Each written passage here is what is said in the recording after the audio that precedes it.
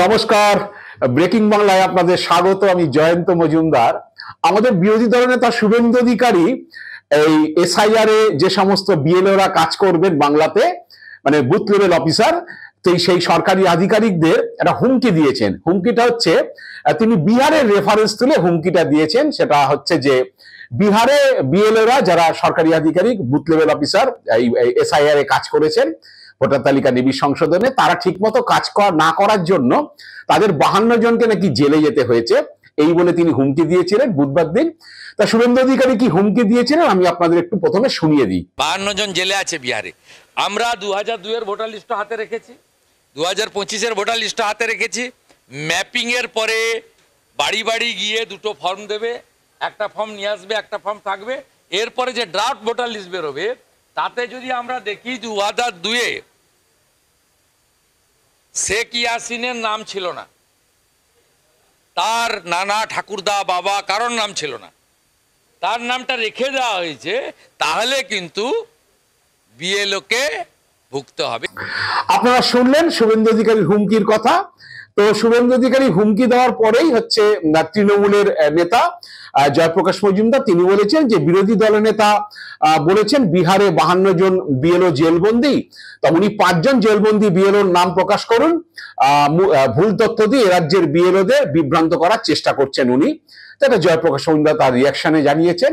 এবং এই শুভেন্দু অধিকারী হচ্ছে বিএলওদের যেভাবে হুমকি দিচ্ছেন, এই নিয়ে তৃণমূল কংগ্রেসের পক্ষ থেকে অরূপ বিশ্বাস তিনি নির্বাচন কমিশনে অভিযোগ দায়ের করেছেন যে এইভাবে সরকারি আধিকারিকদের হুমকি দিচ্ছেন, তার বিরুদ্ধে ব্যবস্থা নেওয়া উচিত, এই বলে দিয়েছেন। তো আমি তৃণমূল নির্বাচন কমিশনে গিয়ে শুভেন্দু অধিকারীর বিরুদ্ধে বিএলওদের হুমকি দেওয়ার ব্যাপারে অভিযোগ দায়ের করেছে, আমি সেসবের মধ্যে যাচ্ছি না।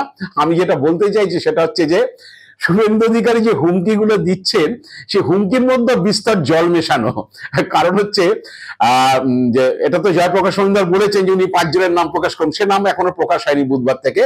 তাহলে শুভেন্দু অধিকারী হুমকি দেওয়ার পরে থেকেই হচ্ছে আমি বিহারে আমার যারা পরিচিত যে সাংবাদিক বন্ধু তাদের সঙ্গে যোগাযোগ করেছিলাম বৃহস্পতিবার এবং শুক্রবার।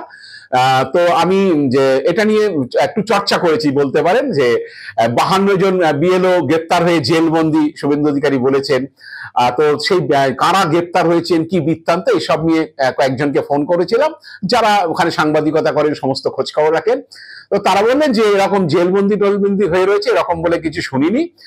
11 জন সাসপেন্ড হয়েছে যে বিভিন্ন তাদের গাফিলতির কারণে, যারা যে সমস্ত হয় নির্বাচন কমিশন এক একজনের এক এক রকম সমস্যা রয়েছে, কেউ কাজে যোগ দেয়নি, কেউ ভোটারদের বিভ্রান্ত করেছেন, এই সব ধরনের কথা, কারো এন্ট্রিতে গন্ডগোল করেছেন, এসব নিয়ে 11 জন সাসপেন্ড হয়েছে। তো আমি দুদিন ধরে নেটফেট প্রচুর ঘেটেছি যে 52 জন বিএলও জেলে রয়েছে, আমরা এখানকার লোকাল নিউজ পেপারে খবর পাইনি, তো বিহারে যদি হয়ে থাকে ন্যাশনাল নিউজ পেপারে খবর হবে, এটা তো বড় খবর। তো আমি ঘাটছিলাম, সমস্ত সাইট ফাইট গুলো ঘাটছিলাম যে কোথায় এই শুভেন্দু অধিকারী 52 জন বিএলওর হচ্ছে জেলবন্দি থাকার খবর তিনি কোথায় পেয়েছেন, কোথা থেকে পেয়েছেন। ন্যাশনাল নিউজ পেপার গুলোতে নিশ্চিতভাবেই হচ্ছে থাকবে।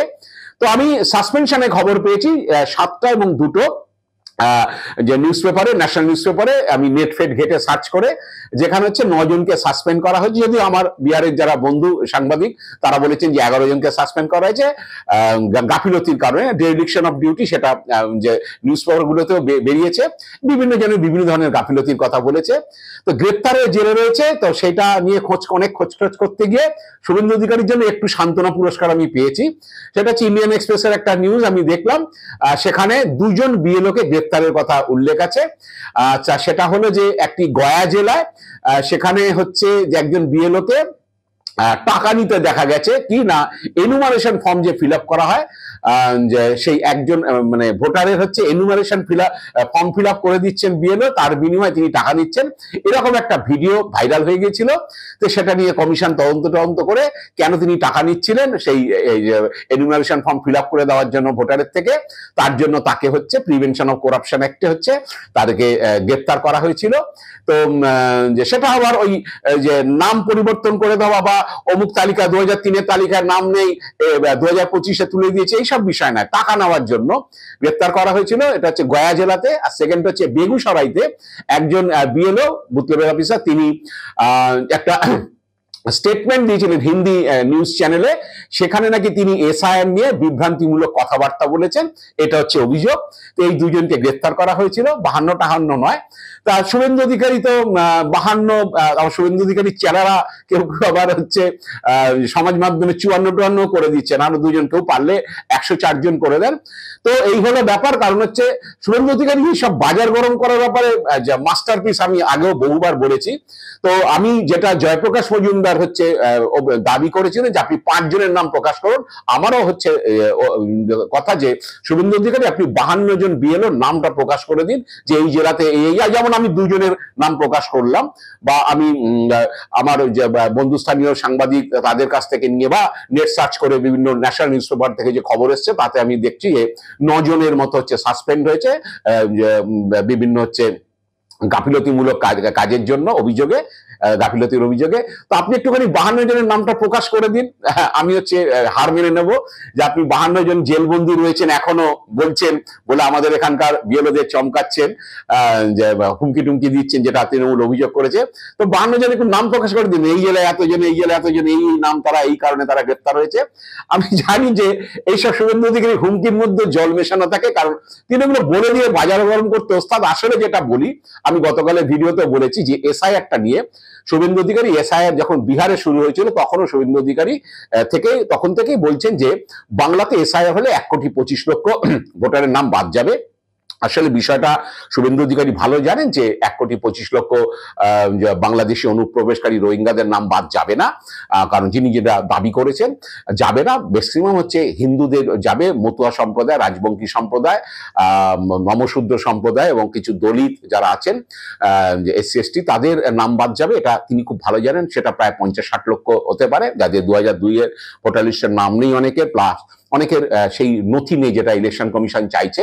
কিন্তু শুভেন্দু অধিকারী ন্যারেটিভটা হচ্ছে যে আমি এইটা বলে বলে, বারে বারে বলে বলে এইটাকে তিনি এস্টাবলিশ করতে চান যে এই 1,25,00,000 ভোটার বাংলাদেশি অনুপ্রবেশকারী এবং রোহিঙ্গারা তারা বাংলায় ঢুকে ভোটার তালিকায় নাম তুলে নিয়েছেন। এরাই হচ্ছে মমতা বন্দ্যোপাধ্যায়ের মূল চালিকা শক্তি, এরাই হচ্ছে মমতা বন্দ্যোপাধ্যায়ের মূল ভোট ব্যাংক, এবং হচ্ছে এরাই হচ্ছে বাংলায় হিন্দুদের উপর অত্যাচার চালায়। এইটা হচ্ছে শুভেন্দুর ন্যারেটিভ। এটা শুভেন্দু অধিকারী করার চেষ্টা করছেন, এত কৌশলগত ভাবে করার চেষ্টা করছেন। খুব ভালো জানেন যে ওরকম 2-4 হাজার মুসলিম লোকের নাম বাদ যেতে পারে, কিন্তু বেশিরভাগই সিংহভাগই হচ্ছে হিন্দু ভোটারদের নাম বাদ যাবে, এবং তারা হচ্ছে বাংলাদেশ থেকে অনুপ্রবেশ করে এসছেন, এখানে এসছেন গত 20-25-30 বছর ধরে। তো জেনেও এটা করছেন। এবং সেকেন্ড হচ্ছে যে তিনি বুঝে গেছেন লোকসভা ভোটের পরে যে যেভাবে লোকসভা ভোটে আসন কমে গেছে, 6খানা আসন কমে গেছে, এবং বিজেপি সংগঠনের যে অবস্থা, তাতে হচ্ছে এখানে সামনে বিধানসভা ভোটে জেতা সম্ভব নয়। তাই তিনি এই এসআইআর করে, মানে বিজেপির কর্মী বাহিনীকে যে চাঙ্গা করার জন্য এবং বিজেপি ভোটারদের চাঙ্গা করার জন্য তিনি এটা বলছেন যে এসআইআর হলেই হচ্ছে তৃণমূলের 1 কোটি ভোট কমে যাবে, এবং তৃণমূলের সঙ্গে বিজেপির ভোটের ডিফারেন্স হচ্ছে 45-47 লাখ, মানে 45 থেকে 50 লাখের মধ্যে। তাহলে 1 কোটি ভোট কমে গেলে বিজেপি ড্যাং ড্যাং করে জিতে যাবে, কর্মীদের একটু চাঙ্গা করো। এটাই হচ্ছে ওনার ন্যারেটিভ। এই জন্যই হচ্ছে এই দুটো জিনিস করছেন। একটা হচ্ছে বাংলাদেশি অনুপ্রবেশকারীরা এখানে 1 কোটির উপর এখানে ভোটার তালিকায় নাম ঢুকিয়ে রেখেছে মমতা বন্দ্যোপাধ্যায়, তারাই হচ্ছে হিন্দুদের উপর অত্যাচার করছে। তাই হিন্দুরা যাও, জেগে ওঠো, জেগে উঠে হিন্দুরা একজোট হও, হয়ে মমতা বন্দ্যোপাধ্যায় হারানোর জন্য ভোট দাও। আবার বলছেন যে বাড়ি বাড়ি থেকে নেমে এসে তারা ভোট দিন, ঘরে ঢুকে বসে থাকবেন না। আর কর্মীদের বলা হচ্ছে যে 1 কোটি ভোট তৃণমূলের কমে গেলে আমরা অনায়াসে জিতে যাব। এইটা হচ্ছে বোঝানোর চেষ্টা করছেন, কিন্তু আসল খেলা তো শুরু হয়ে গেছে। আপনারা জানেন ইতিমধ্যেই হচ্ছে মতুয়া মহলে কান্নাকাটি শুরু হয়েছে। এখন তো নানান রকম কথা, শুভেন্দু অধিকারী একরকম আশ্বাস দিয়েছিলেন, সেটা তো হয়নি। ওই সিএ এর জন্য আবেদন করলে সেই ফর্ম দেখালে হবে, ইলেকশন কমিশনও সব নথি টথি চাইছে না। শান্তনু ঠাকুর তো আরো সাংঘাতিক অবস্থা, অনেক কিছু বলে এখন সারেন্ডার হাত তুলে দিয়েছেন যে এই এসআইআর এ হয়তো তারা ভোটার তালিকায় নাম তুলতে পারবে না, কিন্তু পরে যদি তারা সিএ এর জন্য, সিএ তে যদি ভারতের নাগরিক হওয়ার জন্য আবেদন করেন, তখন ভারতের নাগরিক হয়ে গেলে তারা তখন ভোটার তালিকায় নাম তুলতে পারবেন। এখন মতুয়ারা প্রবলভাবে বিভ্রান্ত, তারা কি করবেন যায় না, কারণ 4 তারিখ থেকে শুরু হয়ে যাবে, এবং উত্তরবঙ্গের রাজবংশীদের অনেক ভোটার আছে যারা বাংলাদেশ থেকে এসছে। শুভেন্দু অধিকারী দেখবেন বারে বারে মাঝে মাঝেই বলেন যে বাংলাদেশে হিন্দুরা হিন্দুদের সংখ্যা ক্রমশ কমে যাচ্ছে।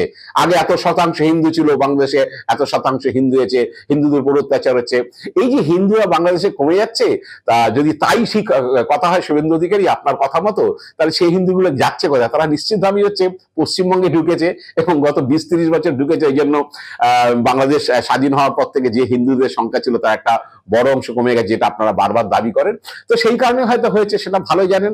এবং এখন হচ্ছে আপনারা আপনি বিএলওদের হচ্ছে হুমকি দিচ্ছেন, বিএলওদের বিভ্রান্ত করার চেষ্টা করছেন। আসলে উনি যেটা বোঝানোর চেষ্টা করছেন যে বিএলওদের আমি হুমকি দিচ্ছি, কর্মীদের এটা বোঝানো যে কর্মীরা আরো চাঙ্গা হচ্ছে, বিএলওদের উপর ইয়ে রাখুন, নজর রাখুন, অমুক রাখুন, তমুক রাখুন, অনেক কিছু বলছেন। সমাজ মাধ্যমে তার যারা অনুগামীরা রয়েছেন তারাও বলে চাচ্ছেন, মানে বোঝানোর চেষ্টা যে আমরা বিএলওরা যাতে কোনোভাবে তৃণমূলের হয়ে কাজ না করতে পারে, সেই জন্য আমি মানে বিএলওদের হচ্ছে এইভাবে হুমকি টুমকি দিচ্ছি। আসলে তা না, তিনি চাইছেন যে বিএলওরা যদি একটু প্রেশার টেশার দিয়ে যদি আমাদের হয়ে কাজ করে, সেই জন্য বিএলওরা ভালো জানেন যে তাদের কি করতে হবে, তাদের ট্রেনিং হয়ে গেছে, সবকিছু হয়ে গেছে, তারা তাদের কাজটাই করবেন। আপনি হুমকি দিলেন কি, আপনি হুমকির নামে বিভ্রান্ত করলেন বা জল মিশিয়ে হুমকি দিলেন, 52 জন হচ্ছে জেলবন্দি রয়েছে বলে, হুমকি টুমকিতে কিছু হবে না। হুমকি দিলে অন্তত আপনাদের হয়ে কাজ করবে না, সেটা আপনি চাইছেন যে আপনাদের হয়ে তারা কিছু হ্যাড্ডা করুক। 2002 ভোটার তালিকার নাম নেই, সেই নামকে 25 তালিকায় তুলে দাও, এটা বিএলওরা আপনার হুমকি অন্তত করবে না, কারণ তারা চাকরির বিষয়টা জানেন, কিভাবে তাদের চাকরির নিশ্চয়তা, বা তারা যদি কিছু অপ্রীতিকর কিছু করে থাকে, তারা যদি উল্টোপাল্টা গরমিল কিছু করে থাকে, তাদের উপর হচ্ছে তাদের সমস্যা হতে পারে, এটা খুব ভালো জানেন। আপনার হুমকিতে জন্য তারা কিছু করবে না, তারা তাদের কাজটা করবে, এটাই হচ্ছে স্বাভাবিক নিয়ম, এবং সরকারি কর্মচারীরা সেইভাবেই কাজ করে। আপনি নিশ্চিন্ত থাকতে পারেন। তবে আপনার এই জল মেশানো মালটা আপনি যদি একটু, আমি জল মেশানো দাবি করছি, আপনি যদি পারেন একটু পারলে 52 জনের নামটা দিয়ে দিন, কোন কোন বিএলও একটু জেলবন্দি, আমি একটুখানি ভেরিফাই করে নেবো আমার বিহারে যারা বন্ধু বান্ধব আছে, সাংবাদিক বন্ধু আছে, তাদেরকে নিয়ে। আজ এ পর্যন্তই। আপনারা ভালো থাকবেন, সুস্থ থাকবেন, নমস্কার।